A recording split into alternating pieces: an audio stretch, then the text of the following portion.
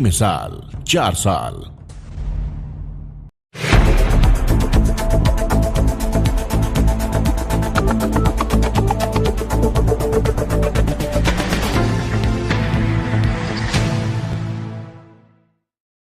राजस्थान कर्मचारी चयन बोर्ड ने तृतीय श्रेणी शिक्षक भर्ती परीक्षाओं के रिजल्ट जारी करने शुरू कर दिए। लेवल फर्स्ट और लेवल सेकंड के सामाजिक अध्ययन का रिजल्ट जारी किया जा चुका है। मंगलवार को सामाजिक अध्ययन की फाइनल आंसर की भी जारी कर दी। इस बीच बेरोजगार युवाओं ने तृतीय श्रेणी शिक्षक भर्ती में 48,000 पदों को बढ़ाकर 60,000 करने की मांग उठाई। शहीद स्मारक पर प्रदर्शन किया। राजस्थान में तृतीय श्रेणी शिक्षक भर्ती में पद बढ़ाने की मांग को लेकर युवाओं ने जयपुर में हल्ला बोला। शहीद स्मारक पर युवा हल्ला बोल एकीकृत के बैनर तले प्रदेश के सैकड़ों बेरोजगारों ने धरना दिया। संगठन के प्रदेश अध्यक्ष ईरा बोस ने बताया कि अध्यापक भर्ती में 48,000 से 60,000 पद पर करने की मांग को लेकर धरना दिया गया है।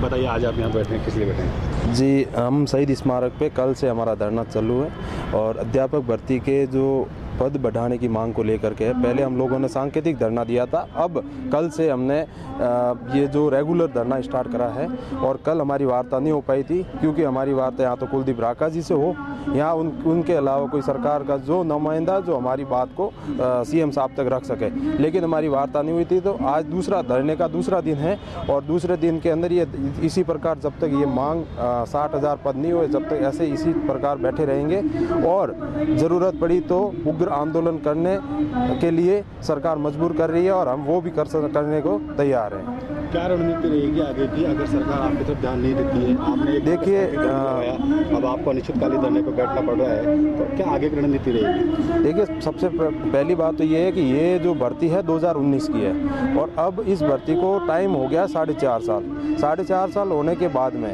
अभी तक कई लोग एवरेज हो रहे हैं। अब नई भर्ती आएगी तो उसमें भी 5 साल लगेंगे और 5 साल लगेंगे तो 10 साल के अंदर कितने लोग एवरेज होंगे? तो 12,000 सीट की तो मांग कर रहे हैं। जो हमने डाटा निकाला उसके अंदर सीटें खाली पड़ी है और उन सीटों को भरने के लिए हम सीएम साहब से गुहार लगा रहे हैं। और आगे की रणनीति ये रहेगी हमारी कि अगर आज हमारी वार्ता के अंदर सीएम साहब से अगर मांग पूरी नहीं होती है तो हम इसी प्रकार इसी शहीद स्मारक पे बैठे रहेंगे। सरकार की तरफ से कोई आपकी तरफ से कोई रुख अपनाया गया, कोई बातचीत की तरफ कदम बढ़ाया गया? जी, पहले हमने सांकेतिक धरना दिया था जिसमें सीएम साहब के ओएसडी ललित जी हैं, उनसे हमारी वार्ता हुई थी और उन्होंने आश्वस्त किया था कि ठीक है मैं सीएम साहब तक आपकी बात रखूँगा, लेकिन उनका कोई रेस्पॉन्स आया नहीं। इस वजह से इस कड़ाके की धूप के अंदर हम लोग बैठे हैं और कल तो हमारा टेंट भी उखड़ गया था पूरा और फिर भी हम पूरी रात यहीं बैठे थे धरने पे। सूरतगढ़ क्षेत्र की ग्राम पंचायत मानकसर क्षेत्राधिकार में स्थित भगवानसर रेलवे स्टेशन के पास मौजगढ़ की तरफ बने हुए रेलवे अंडर ब्रिज में काफी समय से बरसाती पानी भर गया। इस कारण राहगीरों के आवागमन में काफी समस्याएं उत्पन्न हो रही है। आम लोग रेलवे की पटरियों के ऊपर से गुजरने को मजबूर है और कभी भी बड़ी दुर्घटना घटने की संभावनाएं बनी हुई है। मकराना से खबर जाकिल ग्राम पंचायत जूसरी में जलदा विभाग में श्री सुखराम पनवा की सुपुत्री पोती व जोधपुर पोस्टिंग थानेदार मांगीलाल पनवा की सुपुत्री जूसरी सरपंच बाबू देवी की भतीजी कुमारी बसु पनवा सेकेंडरी 10वीं में पूरे मकराना तहसील में टॉप किया। 97.50 नंबर लेकर आई। सरस्वती स्कूल में जिसका माला व साफा पहनाकर मुंह मीठा करवाया।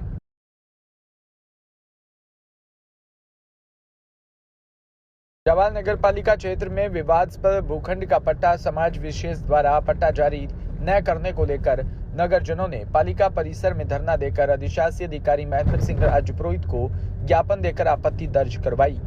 इस दौरान शहरवासियों की नीलकंठ धर्मशाला में आपातकालीन बैठक आयोजित कर जयकारे लगाते हुए जुलूस के रूप में नगर पालिका पहुंचे, जहां पर जमकर विरोध प्रदर्शन भी किया गया।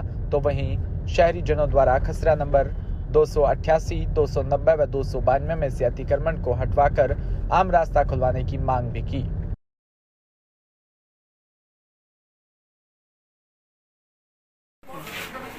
बोलो। आज हमारे जावाल गांव इकट्ठा हुआ था और जावाल गांव में हमारे कोई खसरा है, उस खसरा 3 खसरे, उसमें से हमने सूचना मिली कि वहां पे पट्टे काटने के लिए एनओसी मांगी है किसी संस्था द्वारा पर जबकि वो पंचायत की भूमि है और विवादास्पद है, इसलिए हमने ग्राम पंचायत ईओ साहब को इसका आपत्ति लेटर पेश किया है। और उसके साथ में एक हमारा खसरा नंबर जो आम रास्ता है उसको खुलवाने के लिए हमने तहसीलदार सिरोही को खुलवाने के लिए निवेदन किया और उससे 7 दिन का टाइम दिया है। 7 दिन के अंदर रास्ता नहीं खुलवाते हैं तो जावाल गांव में आंदोलन के नागरिक आंदोलन की राह पकड़ेंगे और उसकी जिम्मेदारी तहसीलदार सिरोही की रहेगी। मध्य प्रदेश के श्योपुर क्षेत्र में केंद्रीय वन एवं पर्यावरण मंत्री भूपेंद्र सिंह यादव मंगलवार को श्योपुर जिले के कूनो नेशनल पार्क का दौरा करने आए। इस दौरान उन्होंने वन विभाग के अधिकारियों की बैठक ली और आवश्यक दिशा निर्देश भी दिए। इसके साथ ही उन्होंने कूनो के हाल में ही विस्थापित किए गए बागचा गांव पहुंचकर वहां के हालात भी देखे। कूनो नेशनल पार्क में बीते 2 महीने में 3 शावकों समेत 6 चीतों की मौत हो चुकी है, जिसके बाद इस बात की चर्चा उठी कि चीतों को कूनो नेशनल पार्क से दूसरी जगह शिफ्ट किया जा सकता है।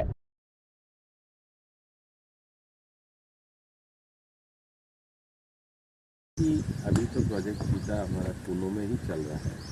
अभी इस प्रोजेक्ट का प्रश्न जाएगा कि एक वैकल्पिक स्थान भी रखना पड़ता है, तो उसके कारण हम लोग गांधी सागर पे विचार कर रहे हैं। लेकिन पहले हमने जो कूनो में प्रोजेक्ट लिया है इसको पूरी तरीके से समझना। सूरतगढ़ को जिला बनाने की मांग को लेकर पूजा भारती छाबड़ा के नेतृत्व में सूरतगढ़ जिला बनाओ रथ यात्रा 6ठे दिन संगीता गांव में पहुंची, जहां पर एक जनसभा का आयोजन किया। जनसभा में सैकड़ों की संख्या में ग्रामीण महिला व पुरुष इकट्ठे हुए। पूजा भारती छाबड़ा ने कहा कि सूरतगढ़ जिला अवश्य बनना चाहिए। सूरतगढ़ जिला बनने के सभी मापदंड पूरे करता है।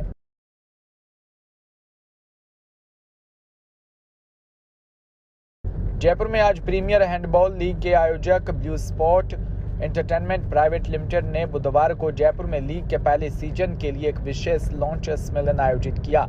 इस सम्मेलन में लीग में हिस्सा लेने वाली 6 टीमों के कप्तानों के अलावा डॉक्टर अजय दाता, अभिनव बाठिया और विवेक लोढ़ा शरीक हुए।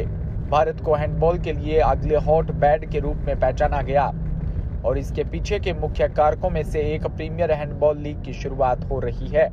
भारत में लीग और इस खेल के भविष्य को आगे बढ़ाने और इसे सफल बनाने के लिए महासंघों ने अपना प्रभाव और पहुंच का प्रयोग भी किया है।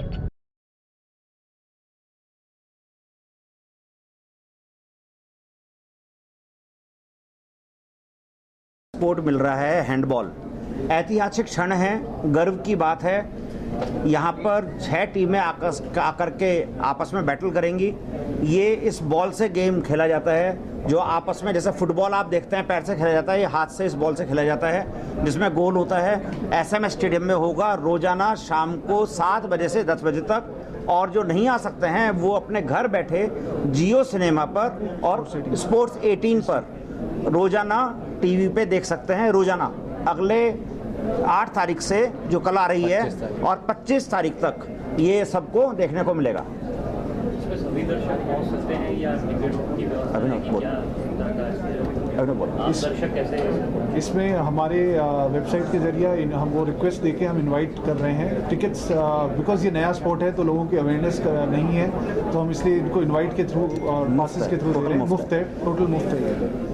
और इसमें एक हमने अच्छी चीज़ ये की है, आम दर्शक पहुंचने के लिए जयपुर में बहुत सारी संस्थाएं हैं, जैसे CI हो गया, फिक्की हो गया, टाई हो गया, यंग इंडियंस हो गया, ईओ हो गया।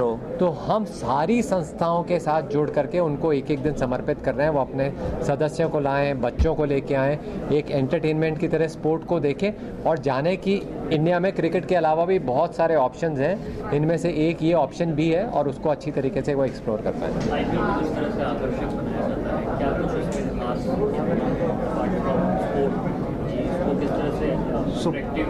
करने की कोशिश की गई। सो पूरा जो ब्रॉडकास्टिंग जो हो रही है इसकी, वो आप देखेंगे वर्ल्ड क्लास तरीके पे हो रही है।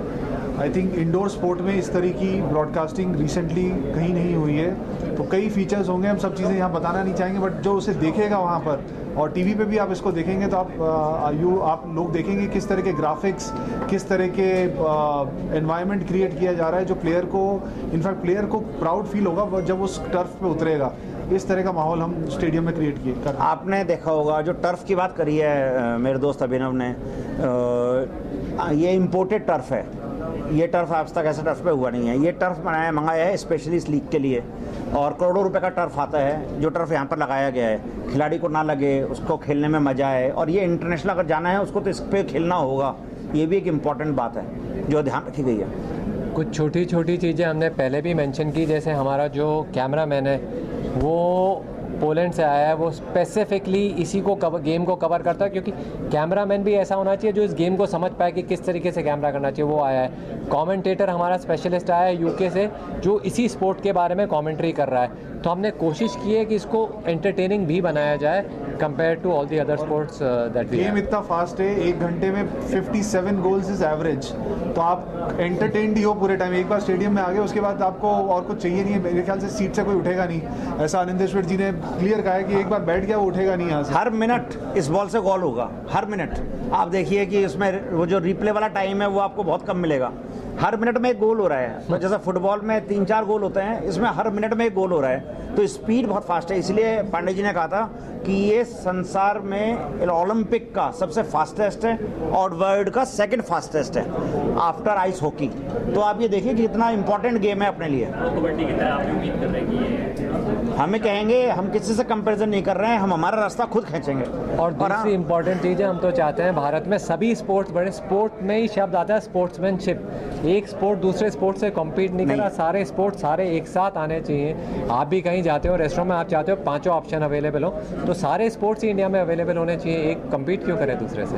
बढ़िया करेंगे। पांडे जी से सवाल। हाँ पांडे जी, वो पेपर में पढ़ रहे थे कि हैंडबॉल एसोसिएशन में 2 फाड़ हो गए थे, वो सारे विवाद खत्म हो गए। इंडियन ओलंपिक ने दे दिया, इंटरनेशनल हैंडबॉल फेडरेशन ने दे दिया और एशियन हैंडबॉल ने दे दिया। जहाँ तक आप बात कर रहे थे गेम की, ये गेम जो आप देख रहे हैं ना कि ये गेम में इतना थ्रिल है। और आपको मैं बताऊं कि जो ओलंपिक में सिडनी ओलंपिक में था, एथेंस ओलंपिक में था, बीजिंग ओलंपिक में था, लंदन ओलंपिक में था, रियो ओलंपिक में रिपीट था, टोक्यो में था। ओलंपिक का इतिहास देखिए तो ओलंपिक में जो 99% अगर कोई स्टेडियम फुल होता है तो हैंडबॉल का होता है। अब उसका पूरा जब भी 2000 से उठा के आपको देखेंगे तो मिल जाएगा। जो इंटरटेन की बात आप कर रहे हैं कि हर मिनट में गोल, इतना थ्रिल है और ये टीमें इतना मतलब क्लोज चलेगी, कॉन्टेस्ट चलेगा कि आपके दिल की धड़कनें एकदम बढ़ जाएंगी, कौन जीतेगा कौन नहीं जीतेगा। तो आप निश्चिंत रहिए कि ये एक बार ये जो अभी बात हो रही थी कि गेम कब उठता है, निश्चित है कि ये लीग इस गेम को इतना ऊपर उठा देगी। इससे यही नहीं, जितने भी ओलंपिक स्पोर्ट्स हैं उनका ग्लैमर बढ़ जाएगा। जो हमारे प्रधानमंत्री मोदी जी कहते हैं खेलेगा इंडिया, खेलेगा इंडिया, इतना कम खर्चीला गेम है कि गांव देहात में भी जा सकता है।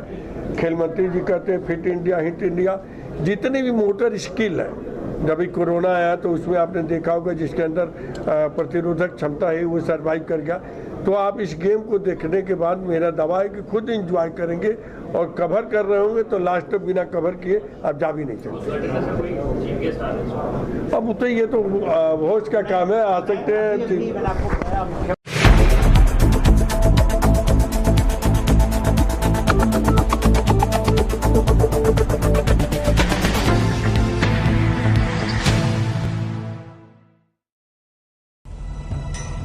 बिना रुके, बिना डरे, बिना किसी समझौते के जारी है हमारी सफलता की यात्रा। इस यात्रा में कई अवरोध और कई बाधाएं आईं। उन सभी दुश्वारियों को झेला है हमने, क्योंकि हमारे लिए खबर महत्वपूर्ण है। डीबीके न्यूज, बेमिसाल 4 साल।